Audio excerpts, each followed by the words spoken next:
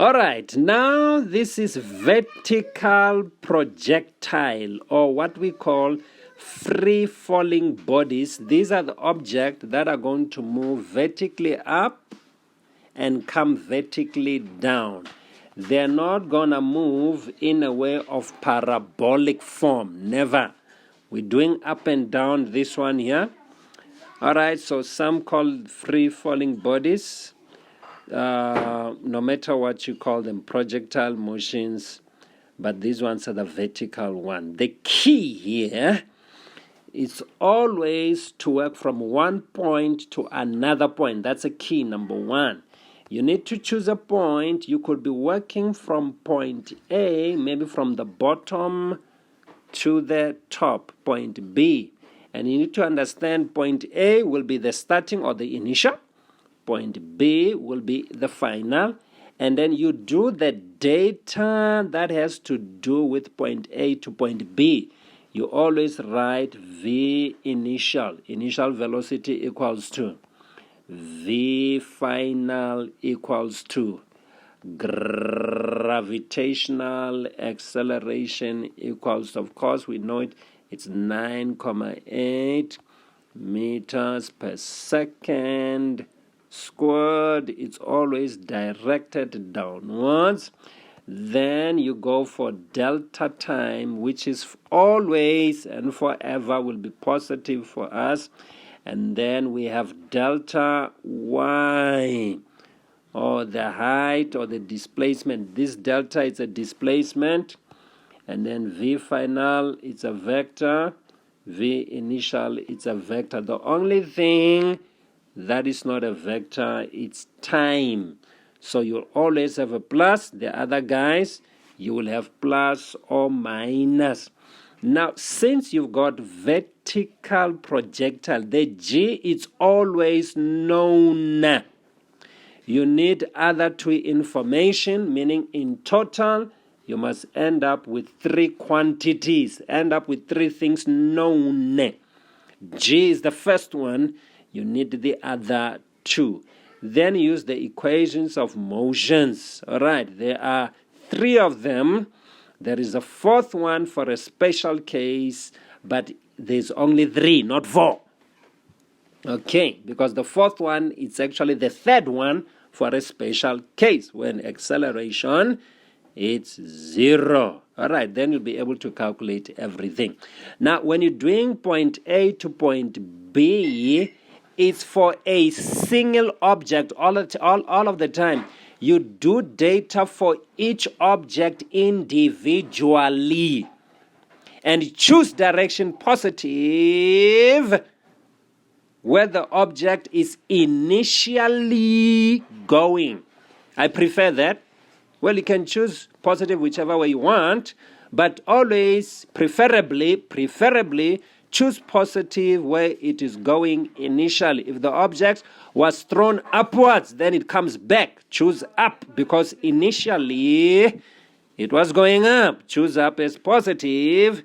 Then you won't have a whole lot of negatives in your equations, because a whole lot of negatives causes people to cause or to have a lot of mistakes. All right, these are the basics. I did the same basics with the Newton's laws. All right, so now let's read here. It says a ball A is thrown vertically upward from a height h. Here's a ball. It's being thrown from a height h here, with a speed of 15 meters per second. So focus on A only. At the same time, or the same instant,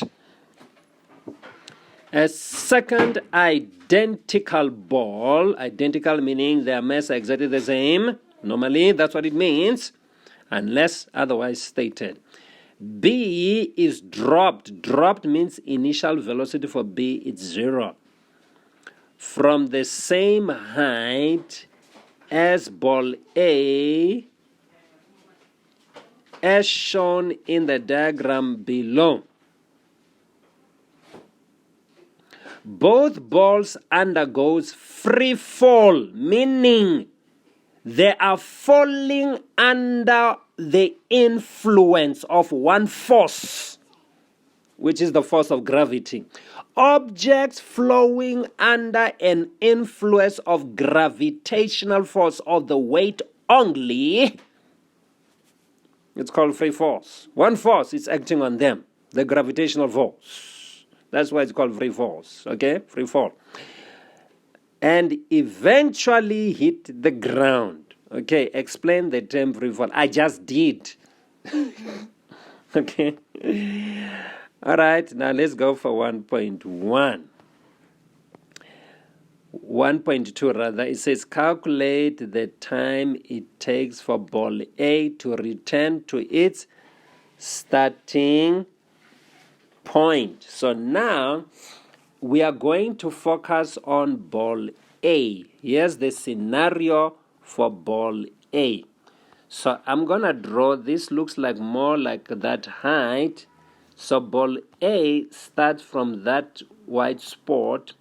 It will go all the way up, come back all the way down until it strikes the ground. So where I'm putting a brown stuff, that is the ground there.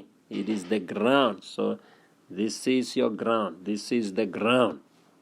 So now I'm going to make a yellow line on top of that one. So this yellow line represent when it goes and comes back here to this spot where it started. So the best thing is to do is to label this position. We love to label them A, B, C, D. But hey, these guys have already taken the letter A, the letter B. I'm going to use PQR. So I'm going to call this point P. The highest point, I'm going to call it Q. And then back to the same position, which is R. R is the same as point P, because that's the return pre. APQR, the downwards, I'm going to call it Z. There we go. This is a focus on ball A. Look, hear what the question says. The question says, we calculate the time when it returned to its starting point. Its starting point was on top of the roof there. We don't even need this part here, the bluish one, the height. Well, this is called H. We don't have to stress because we don't even know it. We don't even need it. I know that. But let's just call right there H for now. So now we have a choice. So let's work from point P to point R. All right, I'm doing that on purpose. We could work from P to Q also. All right, then I indicate. Then I say P. I always put an arrow myself to say I'm moving from P all the way to R. All right. Then it's easy for me to know P represent the initial. Then I'm going to apply all this stuff here. So now here we go. So now we are going to say initial velocity, meaning velocity at point P of object A. They told us it was thrown, I believe, at 15 meters per second upwards. So that's good for us. All right, so that will be 15 meters per second. I'm going to show with an arrow that this is going upwards. And then I've got V final. The final represent at point R. Now I want you to notice this. If the points are symmetrical, are on the same level, the speed, meaning the number, will be the same, but the direction will be different, meaning the speed is the same, but velocity is different. But the magnitude of velocity is the same, because there it will be 15 also meters per second going downwards. And number is the same, but direction is opposite, because velocity, it's number and direction. So at R and P, the speed is the same, the magnitude is the same, the number But velocity is different. Though the number of the velocity, the speed is the same, the direction is opposite. So velocity is the same, P and R. I mean, numerically, that is the magnitude of velocity is the same, which is called the speed. But the velocity, including its ascent, including direction, it's not the same. So what am I saying? P and R have the same speed, but not same velocity because of the direction. All right, then you have gravitational acceleration, which is given by 9,8 meters per second squared. It's always downwards. And then you've got delta time. Like I said, it's always going to be positive. This time is time from P to R because we're working from P to R. And then you've got delta Y, meaning the displacement. Displacement meaning from P to R. Displacement will be 0. All right, I'll explain that later. Displacement is 0. Displacement means a line from the starting point to the end point. Remember, R, it's actually right here where P is. If I say draw a straight line from P to P, if you are at P, draw a straight line from P to P. You can't even move. You can't even draw a line from there to there. So nothing to be drawn. Displacement is 0. That's why we say 0. But if we're to say from P to Q, yes, you are able to draw a line from there to there. All right, I'm not going to say much. Now, we can give them what they want because they say now we are to calculate the time taken. The equations which are involved are these. I'm writing them down for you. All right, you can see the 3 white ones. These are the original one, only 3. The yellow one, it is the third one, the one that I'm pointing at, if acceleration is 0. So you only use the yellow one if acceleration is 0. It's actually the third one. That's why people say it's the fourth one. It's not. It's the third one. It's a special case. You're only going to use this one here when acceleration equals to 0. So I was going to talk about the two acceleration, the acceleration, and the acceleration where there is also gravity. We're not going to say much about that for now. It's not necessary. All right, so now they say calculate the time. So I can use the first, which is going to work for me to get the time. So when I use that first one to get the time, this is how am I going to get this time. I'm going to say delta time equals to, I'm solving this thing. It's going to be V final minus V initial. And then you're going to divide it by that G. That's all there is. But here's something extremely important I wanted to tell you. When you do this, choose direction. The object is going up, so I'm showing you going up for me will be positive. Then I come back to those values I wanted to show you the signs. Then I'm going to say this one initial is going up, it's a positive sign. Final is going down, it's a negative sign. Gravitational acceleration, it's a negative sign. You can say I should use the arrows to show where they are. All right. So there we go. Then you do your substitution. Velocity final is going to be negative 15 minus initial, which is 15. If my signs are right, time we know must come out positive, divided by negative 9.8.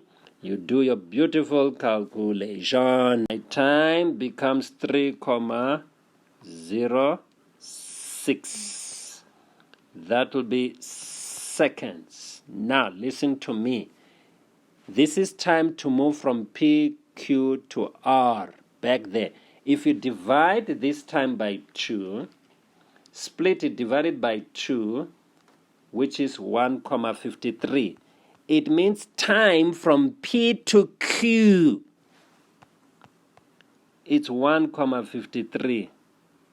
That's why I said I could have worked from P to Q, get the time 1,53. I will double it because it's going to come back again, spending another 1.53, which is a total of 3.06. So we gave them the time, which is 3.06. All right, let's look at the next question. That is time to come back here where B is at. The next one, they say calculate the distance between ball A and ball B when ball A is at its maximum height. All right. So they mean if ball A is here at point Q, where will be ball B? Maybe it will be here. Then I need to calculate the distance between the two. It might look complicated. It's not complicated. One, I need to calculate ball A. What is the maximum height at that point? For argument's sake, let's say, I just want you to get an understanding. Let's say from the ground to there, it is 10 meters. That is for ball A.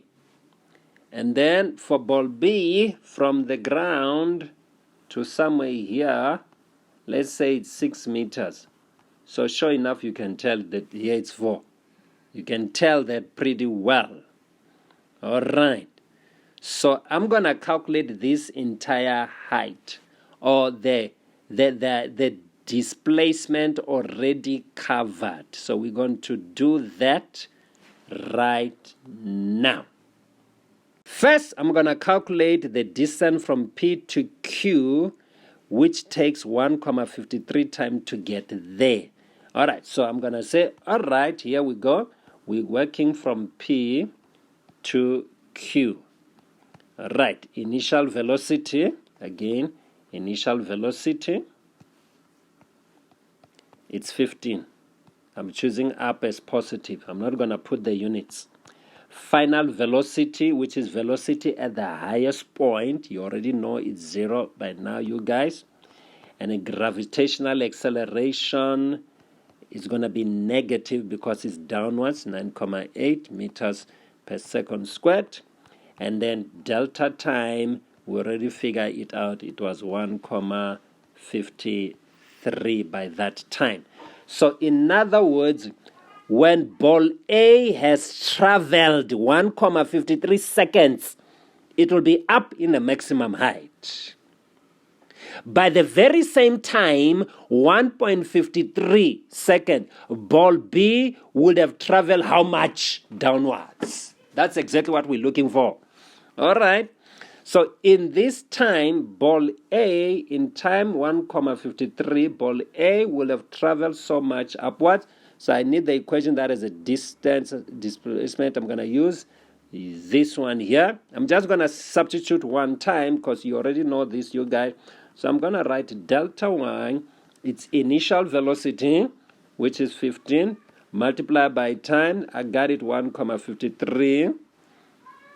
And then plus half the gravitational acceleration, negative 9.8, multiplied by time squared, 1.53, all squared. And this is what we get. Rounding off to 2, we get 11.48 meters. I want you to understand, this is from P to Q, meaning above that top. Meaning we're talking about this part here, above that hill.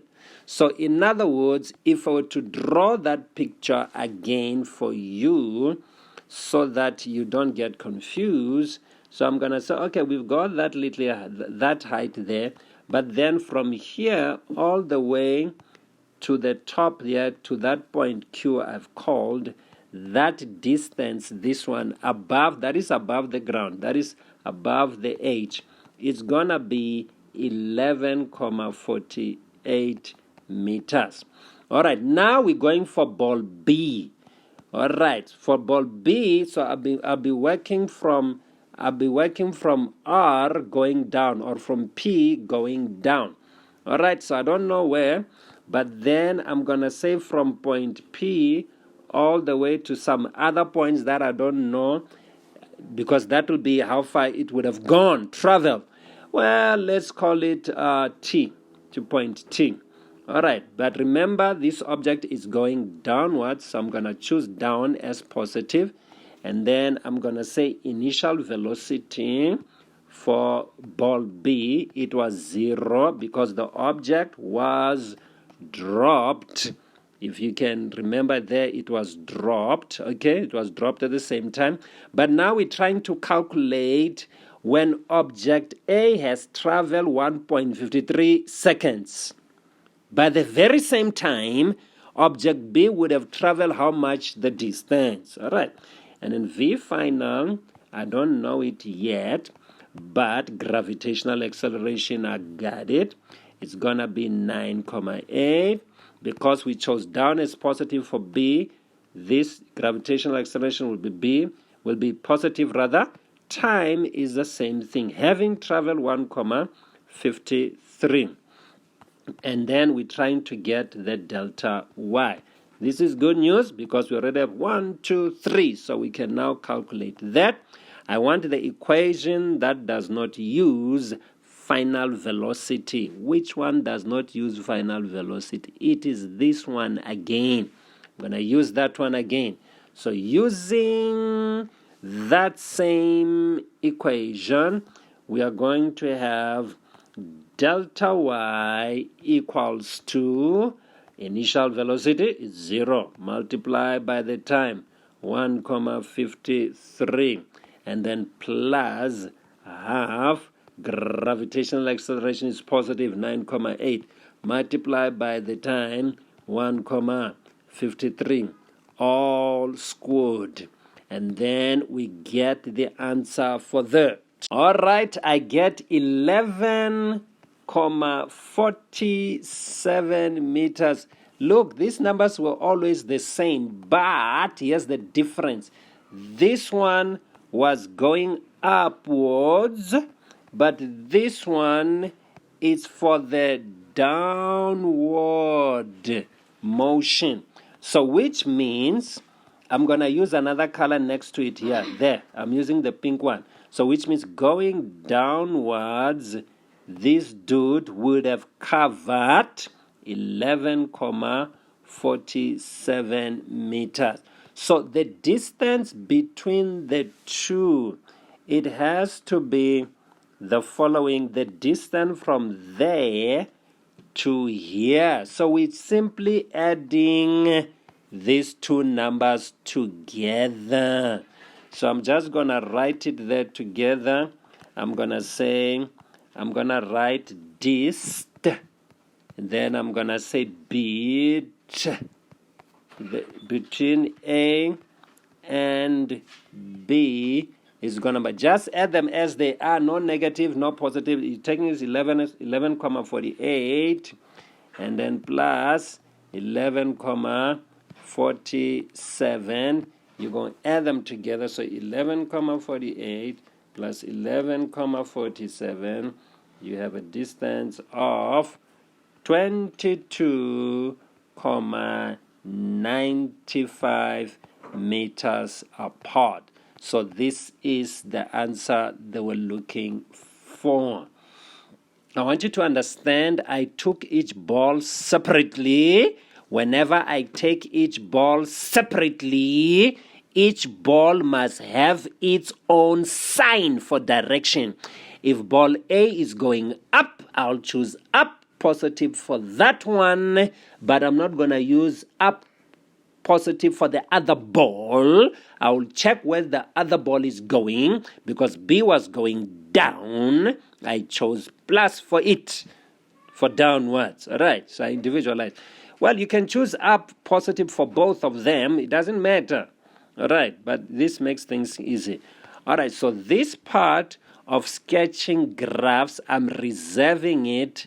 Refer to the videos that says sketching graphs of motions. Thank you.